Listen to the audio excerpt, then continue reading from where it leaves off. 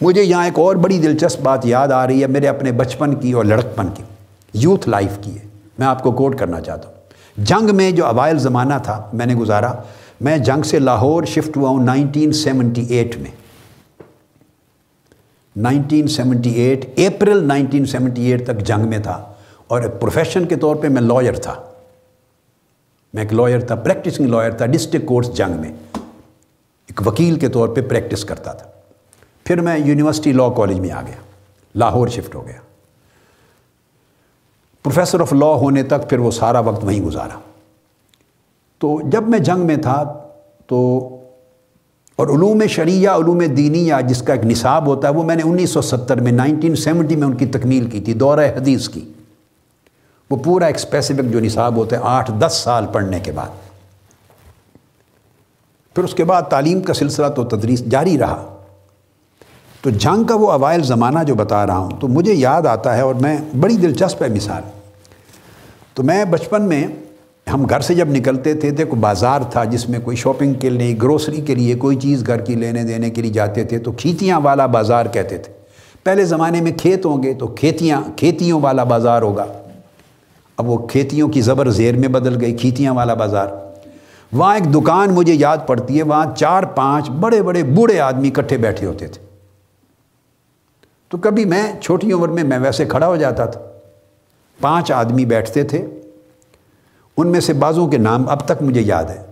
وہ تو پرانی بات ہے، وفات پا گئے سارے، اللہ تعالیٰ ان کی بخشش فرمائے۔ اور ان میں سے کوئی ایک بھی زیادہ پڑھا لکھا نہیں تھا، میٹرک پاس بھی نہیں تھے ان میں سے کوئی صاحب، یعنی 10 سال کی سکولنگ بھی نہیں تھی۔ کوئی پرائمری پڑھا ہوا تھا، 5 کلاسز تک سکولنگ کی، کوئی 4 سال تک سکولنگ کی، ان میں سے کوئی 6-7 سالوں تک کی ہوگی، ایز سچ میٹرک بھی نہیں کیا ہوا تھا کسی نے۔ پرانے وقت کے لوگ تھے، محنت مزدوری کرنے والے، اب چونکہ بوڑھے ہو گئے تھے تو ریٹائرڈ لائف گزارتے تھے۔ ان میں ایک بھائی پروفیشن لوہار رہا تھا پہلے، یہ بلیک سمتھ کہتے ہیں ہم، لوہے کا کام کرتا۔ ایک میوزیشین تھا، باجا بجاتا تھا، وہ بھی اپنے فارغ وقت میں ہارمونیم اور پیانو بجاتا رہتا تھا ضعیف عمری میں۔ تو اسی طرح کوئی ایک جلاحہ تھا، کپڑے کا پرانے کھڈیاں ہوتی تھی اس کا کام کرتے تھے۔ بائی پروفیشن جب وہ پہلے کرتے تھے تو بعد ازاں بوڑھے ہو گئے تو بیٹھتے تھے، اور وہ جب بیٹھتے تھے تو وہ 5 کے 5 ان میں سے ایک ارسطو ہوتا تھا، ایک افلاطون اور ایک سقراط، ایک بکرات۔ وہ خدا کے وجود کا انکار کرتے تھے، مذہب کے وجود کا انکار کرتے تھے، دلائل دیتے تھے، عقلی اور فلسفے کی باتیں کرتے تھے۔ پڑھا ایک دن بھی نہیں ہے، نہ فلسفہ پڑھا، نہ سائنس پڑھی، نہ مذہب پڑھا، نہ دین پڑھا، نہ دنیا پڑھی۔ تو میں کھڑے ہوتا سنتا تھا، تو بچپن کی بات ہے، تو وہ میں سوچتا تھا بھی نہ یہ پڑھے ہوئے ہیں، نہ کسی اسکول گئے، نہ کسی مدرسہ گئے، نہ کوئی ریلیجس سائنسز پڑھی ہیں، نہ کوئی ورلڈلی کوئی میٹیریل سائنسز پڑھی ہیں، کوئی علم نہیں سرے سے، اور یہ ان کے پروفیشن اپنی جوانی میں رہے، اب ریٹائرڈ لائف ہیں، بوڑھے ہیں، ان پڑھ ہیں، اب ضعیف عمر کے ہیں، اور بیٹھ کے فلسفے اور وجود خدا کو رد کرنا اور مذہب کو رد کرنا اور بڑی بڑی اونچے آسمانوں کی باتیں کرتے تھے۔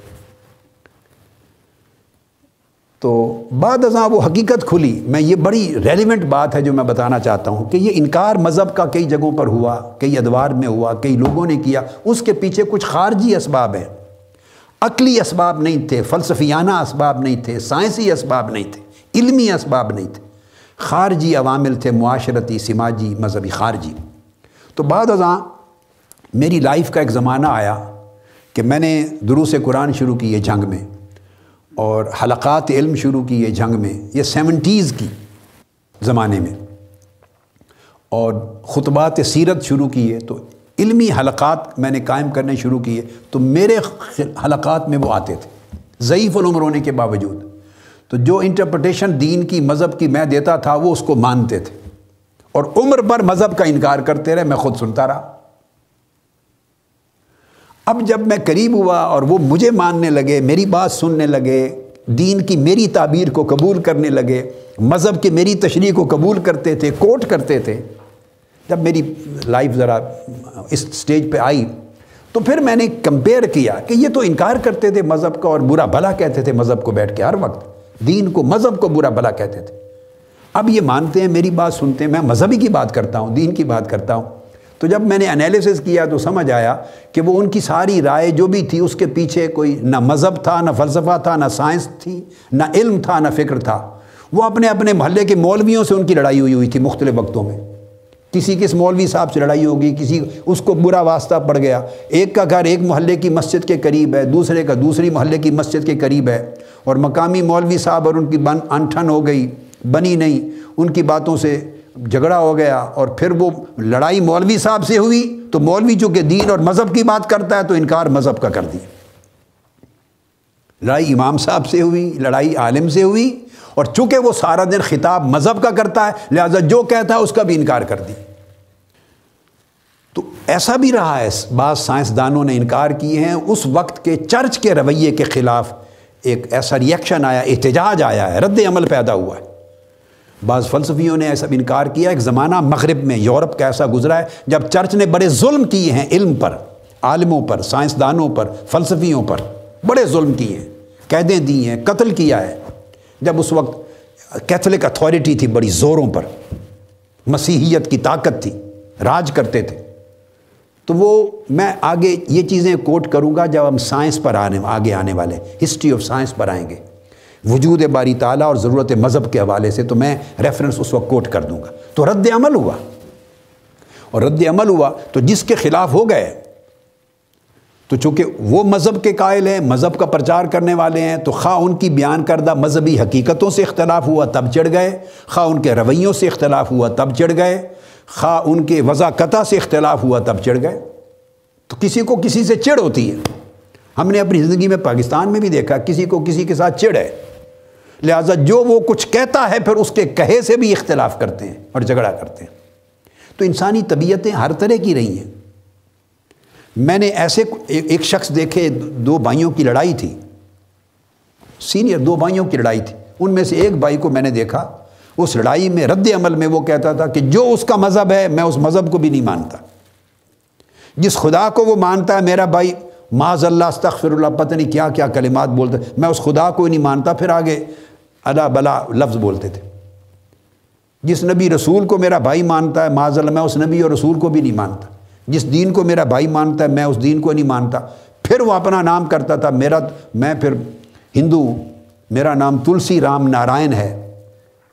میں فلاں کو نبی مانتا ہوں، میں فلاں مذہب کو اعتقاد کرتا ہوں۔ بھئی کیوں کرتے ہو ایسا؟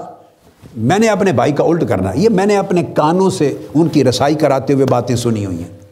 اور ایکچولی وہ کرتا تھا وہ شخص اس طرح۔ اور یہ ایک نہیں ہے، اس کی مثالیں اب آپ پھیلاتے چلے جائیں تو ہڈن یا اوپن